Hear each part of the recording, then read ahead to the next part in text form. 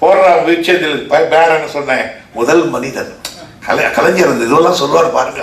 எனக்கு இந்த கதையா சொல்லுவார். அப்படியே வேற அந்த வேகத்தை தோல்ல துண்டடா சரிக போடுறா, சட்டை போடுறா, பட்ட சந்தனம் போடுவாது வந்து உட்கார்ந்தா தியாகராஜருக்கு பாகதருக்கு அடுத்த காமாஸ் அட்ராக்ட் லீடர் டிஎன்ஆர் ஆயிட்டான். அவரே சொல்வாராம், அன்னை எனக்கே பார்த்தா உங்களை போறாமே வர்றான் பாகவதர். ஆக அந்த ஒரு சமுதாயத்தை மிக கேவலமாக மதிக்கப்பட்ட ஒரு சமுதாயத்துக்கு மதிப்பளித்த பெருமகன். இசை என்பது ஒரு பக்கம், உங்களை வசையிலிருந்து மீட்ட ஒரு பெருமகன் நம்முடைய டிஎன்ஆர் அவர்கள். வேற எவனும் செய்யல. அவங்க என்ன பாடிட்டு சம்பளம் வாங்கி போயிருக்கலாம். ஆனா என் பிறந்த சமுதாயத்தை கௌரவமாக வாழ வைத்தேனே, அது ஒன்று போதும் என்றுதான் கண்மூடி இருக்கிறான். ஆக பெரியார் நடத்தாதான் நடத்தி காமிச்சிருக்கார் அவர். அங்கே சட்டை போடுறது நீங்க எல்லாரும் பார்த்தீங்க. இன்னைக்கு பார்த்தீங்கன்னா பட்டு வேட்டி, இதோ நம்ம கரமாரி வளரிடம், அப்புறம் சட்டை மேலே தண்டு சரிக இதில் மாத்திரம் எல்லாம் வாசிக்கிறீங்களே. அதை வாசிக்க போடுற சட்டை போடும் போதெல்லாம் டிஎன்ஆரை நினைக்கணும். பட்டு வேட்டி கட்டும் போது டிஎன்ஆரை நினைக்கணும்.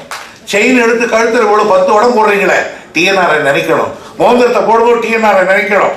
அவசரத்தை வைக்கும்போது டிஎன்ஆர் வைக்கணும். பெரிய வாங்கோ அது வாங்க வாங்கோன்றானே, அந்த வாங்கோ மிளகாரான்றத வாங்கோன்னு நானே, அப்ப டிஎன்ஆரை நினைக்கணும். அந்த சமுதாயம் நினைச்சிருந்தா அந்த கூட்டம் நிரம்பி இருக்கும். அந்த நன்றியை நினைத்திருந்தா அந்த கூட்டம் நிரம்பி இருக்கணும். இசைக்காக இல்லடா, உங்களை வாழ வைத்த மரியாதை உள்ளவனாக மனிதனாக மாற்றியதற்காக. எங்க இது மோசமான நாடுக்கு சுதந்திரம் வந்த காந்தியை சுட்டு கொண்டு விட்டான். அவ்வளவு செய்திருக்கிற என்னுடைய தலைவலியே தோக்க வச்சுட்டான். ஆக என்ன செய்ய சொல்றீங்க? நீங்க போயிட்டு வாங்க. ஆக அத்தகைய பெருமைகளுடையவர் வந்தனுடைய டிஎன்ஆர் அவர்களுடைய வாழ்க்கையில சொல்ற கதையெல்லாம் நினைச்சு பார்த்தீங்கன்னா ரொம்ப அற்புதம். ஆல் இண்டியா ரேடியோவில் எல்லாருக்கும் 1/2 மணி நேரம் தான், பாதி தான். இவருக்கு முழுசா கொடுத்தாதான் வாசிப்பார், இல்லைன்னா போடான்னு போயிடணும். எழுந்துருவார் வேணாடா அப்படின்னு. அந்த சுயமரியாதை தான் அப்படியே இருக்கிற ஒரு ஆள்.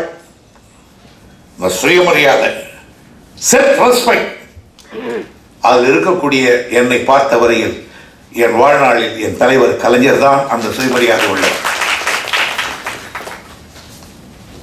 அவர் எவ்வளவு சுயமரியாதை உள்ளவர்ன்றதுக்கு ஒன்று சொல்றேங்க. என் வாழ்க்கையில அவருடைய வீட்டில் எங்க கட்சி தலைவர்கள் எல்லாம் கூடியிருக்காங்க. அப்போ ஒருத்தர்கிட்ட நான் பேசும்போது நான் ஒன்றும் தப்பா சொல்லலை, சாருன்னு. ஏய் என்ன சாருன்றேன்னு அவரு சொன்ன உடனே நான் எட்டி சட்டை பிடிச்சிட்டேன். சட்டை பிடிச்சி ஓய் கொத்த போயிட்டேன். எல்லாரும் எங்கள் தலைவர்கள் எல்லாம் பேரெல்லாம் சொல்ல வேணாம், எல்லாரையும் அடிக்கிட்டு இன்னைக்கு போயிட்டு வாங்கன்ட்டு. எனக்கு ரொம்ப மனசாகி போச்சு. அதுவும் தலைவரை வச்சுக்கிட்டு அவர் வீட்லேயே அடிக்க போயிட்டுமே, இன்னையோட நம்மளை க்ளோஸ் பண்ணிவிடுவாங்க கட்சியிலேருந்து அப்படின்னு நினச்சிட்டு கீழே சமூகநாதனை பார்த்து குட் பை. எனக்கு சுயமரியாதை இருக்குது, அதை தாங்கிட்டு தான் இருக்க முடியாதுன்னு போயிட்டாங்க. போகிறேன்னு பஸ்ஸர் அழுத்தினார் அந்த நேரத்தில் மேலேருந்து கீழே. துரைமுருகன் போயிட்டானா இருக்கானா இருக்க சொல்லுவார். குளிச்சுட்டு வந்தார், வண்டியில் ஏறினார். நான் பின்னால் உட்காருன்னார். பயந்து உட்கார்ந்தேன். அண்ணே என்னை போய் மன்னிச்சுக்கணும், உணர்ச்சி வயப்பட்டேன்னார். அப்போ சொன்னார், நீ உணர்ச்சி வயப்படலைன்னா உன் சுயமரியாதையை நான் சந்தேகிச்சிருப்பேன். என் வளர்ப்பு நீ பொறுப்படடா அப்படின்னார். கண்ணில் ஓடுற வண்டியிலேருந்து காலில் கீழே ஓட்டுட்டேன். வேற எவன் செய்ய முடியும்? நான் செய்தது மிகப்பெரிய ஒரு தப்பு. நான் சட்டை பிடிச்சது பெரிய ஆள். ஆனாலும் ஏன் அவன் ஏன்னு சொன்னான் பாருங்க. அந்த ஏ என்பது மேட்டுக்குடித்தவன் வர்க்கம் அப்படியே கலைஞர் கொதிக்க சொல்லுவார். அதனால எனக்கு துடிச்ச பாடுறா, அதான் பாராட்டுறேன்னு சொன்னார். ஆகையினால அந்த உணர்வுகளை எங்கள் தலைவர்கள் தான் நான் பார்க்குறேன். வீணை தனம்மாள்னு ஒருத்தர். அவர் போயிட்டான். ஏண்டா ராஜரத்னம், நேற்று நீ தர்பார் வாசிக்கிறப்போ நாயகி கலந்துட்டே, அம்மா நாயகி வந்தாளாமேன்னா, நாயகி கலந்துட்டியா நேற்று தர்பாரில் என்ன? அவர் சொன்னாரா, நாயகி இல்லாத தர்பார் ஏறுமா, ரசிக்க வேண்டாம். இது இப்போ சங்கீதம் உள்ளவங்களுக்கு தான் தெரியும். புரியுதோ? எனக்கு சங்கீதம் தெரியாது. இவ்வளோ குடிச்சிருக்கோம், எவ்வளோ குடிச்சிருக்கோம் சொல்றாரு. நாயகி இல்லாத தர்பார் ஏறு ரசிக்குமா அடி வீணை சொல்றாரு. கடைசியில் என்னுடைய கடைசி குரு வீணைம்மாள் தான். அந்த அம்மாவைய வீணையை வாசிக்க சொல்லிவிட்டு அந்த கோர்வைகளை எல்லாம் நான் அப்படியே நாதத்தில் வாசித்து வாசித்து என் மனதில் படித்துக் கொண்டேன். என் கடைசி குருநாதர் வீணையம்மாள் அப்படின்னு எழுதுறார். அதே மாதிரி எவ்வளவு பெரிய சிலர் மாற்றி சொல்றேன். மைசூர் மகாராஜா கிட்ட வாசிக்க போனார். உட்காந்துட்டார் ஸ்டேஜில். ராஜா வந்து உட்கார்ந்தார், ராணி வந்து உட்கார்ந்தார். அப்படி காலத்து சீவரை கீழே வச்சுட்டு வேணுமான்ட்டார். என்னையா என்னையா அதுக்கு ஒரு கமெண்ட் அடிச்சார். அது மேடையில் சொல்ல முடியாது. அது மாதிரி ஆள் அவர் அடிச்சு சொன்னார். மேடம் மறுநாள் என்ன போயிட்டாருன்னா, ஏதோ ராஜா கிட்ட வயிற்று தலைவலின்னு சொல்லி முடிச்சுட்டு மறுநாள் அப்படியெல்லாம் உட்காரப்படாதுன்னு சொல்லி பக்குவமாக ராணிக்குன்னு சொல்லி வாசித்த பெருமைன்னா, அவன் ராஜாவாக இருக்கட்டா ஐயாவனாக இருக்கட்டா அந்த தன்மானத்தை காப்பாற்றுறான். பிதாபுரம் ஜமீனை பார்க்க போனார். இவரும் கல்யாணத்துக்கு வாசிக்கிறதுக்கு, இவரும் தியாகராஜ பாகவதரும் போனால் 2 பேரும் நிற்க வச்சுட்டு பேசினாங்க. அங்கிருந்த ஒரு சேர் அப்படி இழுத்துறான் கார்லேயே உட்காந்துட்டு, நீ ராஜா, நான் இசைக்கு ராஜா, இவர் 7 இசைக்கு ராஜா, மன்னன் உட்காரையாத்துக்கு தியாகராஜ பாகம் உட்காந்து உட்காந்தாரான். அவன் பார்த்தா என்னட்டு இவ்வளோ பெரிய ஆளாக இருக்க போட்டிருக்கேன் அப்படின்னு சொல்லிட்டு இருக்காங்க. ஆக ஆனால் அவ்வளோ பெரிய ஆளாக இருந்தாலும் சமுதாயத்துக்கு தொண்டு செய்கிறவன் பார்த்தா கீழ் விழுந்துட்டார். இவர் போய் மதுரையில் இறங்குறார் நிகழ்ச்சிக்கு. அதே ரயிலில் பெரியார் இறங்கி வர்றார்.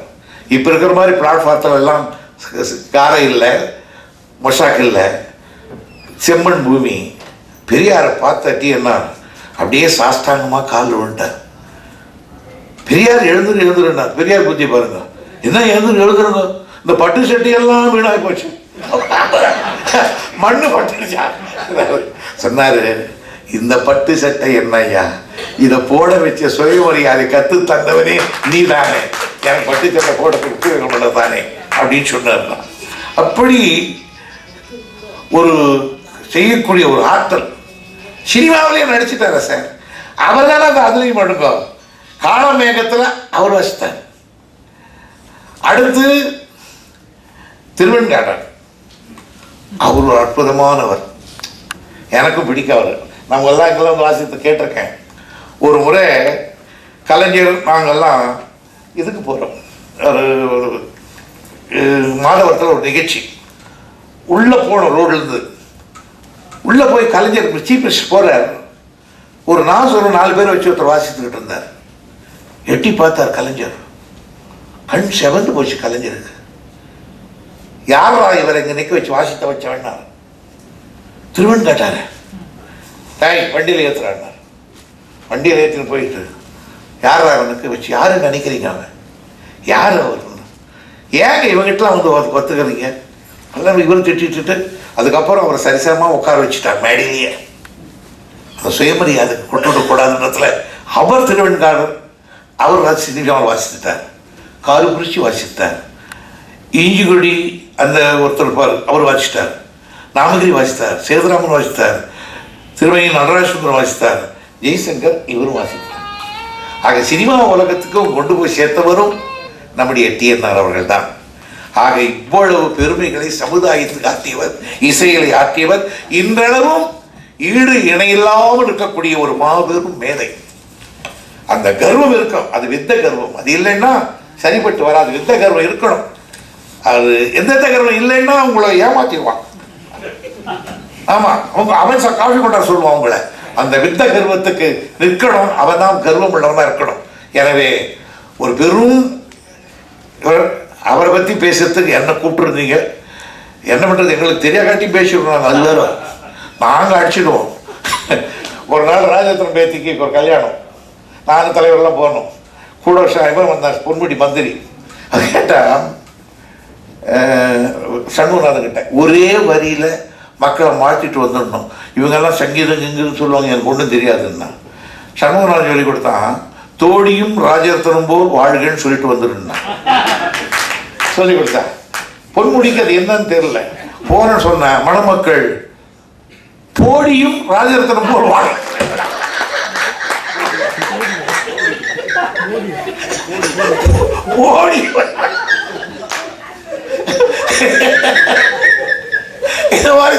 இதெல்லாம் ஒரு சங்கீதம். அதே மாதிரி நான் வேலு பொன்முடி 3 பேரும் காரில் போயிட்டு இருக்கோம் திருப்பூரத்துக்கு. நான் வந்து இவருடைய மதுரை சேதுராம கச்சேரி ஒரு நிகழ்ச்சியை அந்த ஒரு டேப்பில் போட்டு கேட்டுக்கிட்டு வர்றேன் அப்படின்னா, நான் கை தட்டு போட்டு ஆழம் போட்டு வந்தேன், வேலும் போட்டு வந்தார். அவர் பொன்முடி சொன்னா, கொஞ்சம் நிறுத்து, அண்ணனுக்கு ஏதோ கொஞ்சம் தெரிஞ்ச மாதிரி சொல்றாரு. ஏன்னா நமக்கு தெரியாதனால அவர் சொல்றதெல்லாம் ஞானம் தான் நாம் ஒத்துக்கிறோம். அவர் என்னமோ ரிஷபம் மச்சம் தீபம் தீபம் அது இது சாக்கல் இதுதான் அது இது அவரோணும் மழக்கத்தான்றாரு, அது என்னமோ சொல்றாரு. அங்கே ஏதோ தெரிஞ்சு வச்சுக்கிறாரு பேரை. இப்போ அவர் தட்டுறாரு போட்டு, நீ எதுக்கு தட்டுறன்னு கேட்டார். அவரை பொன்முடி கேட்டாரு, நீ எதுக்கு கை தட்டுற பாலம் போட்டு. அவர் சொன்ன, அந்த பிற்காவை போட்டார் பாருங்க, அதுக்காக அண்ணன் போய் நிறுத்துங்க, சங்கீதத்தை நிறுத்துங்க. பொன்முடி கேட்டான், பிற்கான்னா என்ன, பிற்கான்னா என்ன, பிற்கா தெரியாதா? பொன்முடி சொன்னா, எனக்கு ரெவன்யூ பிற்கா தெரியும். இது என்ன பிற்கான்றியா, அது என்ன சங்கீதத்துல அது சொல்லு. அப்போ அப்புறம் அதெல்லாம் பெரிய சங்கீதம். சரி, தாலுக்கான்னா என்ன, இந்த மாதிரி இருக்கக்கூடிய. அதனால தலைவர்கிட்ட சொல்லிட்டு சொல்லுவார் தலைவர், அவன் துறைமுருகன் பெரிய சங்கீத வித்வான் மாதிரி உங்களுக்கு சொல்லிக்கிட்டு இருக்கான், நீங்களும் கேட்டுக்கிட்டு இருக்கீங்களா அப்படின்னு. அதனால அந்த மாமேதையை பற்றி நான் தெரிஞ்சு பார்க்கல. தலைவர் சொல்லுவார், முரசொலிக்கு வந்து உட்காந்து அவர்கிட்ட பேசுறது, அது போகிறது, எல்லா கதையும் வாழ்க்கையில் கடைசி காலத்தில் அவருக்கு ஏற்பட்ட அந்த இடைஞ்சல்லாம் சொல்லுவார். அது ஒரு பெரிய வித்வானுக்கு சில நேரங்களில் கொஞ்சம் விஷயம் இருக்கும். நான் கேட்டேன், படித்தேன். 5 பேரா? 5 பேரா படிச்ச பார்த்து, அடே சக்கரா, அதில் கூட பஞ்சரத்ன கீர்த்தனா நான் பாடிட்டேன்.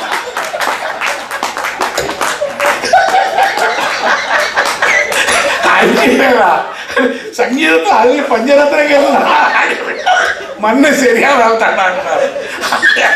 ஆகையால அவ்வளவு பெரிய ஒரு மேதையை பற்றி நான் பேசுறவங்க சும்மா ஒரு ஒருத்தருக்கு ஒருத்தர் ஜோடியாக பேசிக்கிற அளவுக்கு தான் நான் பேசியிருக்கிறேன், தவிர எனக்கு அதிகமான சங்கீதங்களுக்கு தெரியாது. அதனாலும் எல்லாம் தெரிந்திருக்கக்கூடிய நிறைகுடமாக வந்திருக்கக்கூடிய வலையப்பட்டி அவர்கள் எனக்கு மிக நீண்ட நெடுங்காலமாக நண்பர்.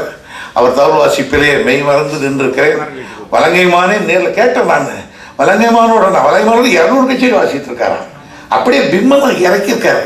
அவர் இவர்கிட்ட கொடுத்துட்டு போயிட்டார் பொருள் எல்லாத்தையும்.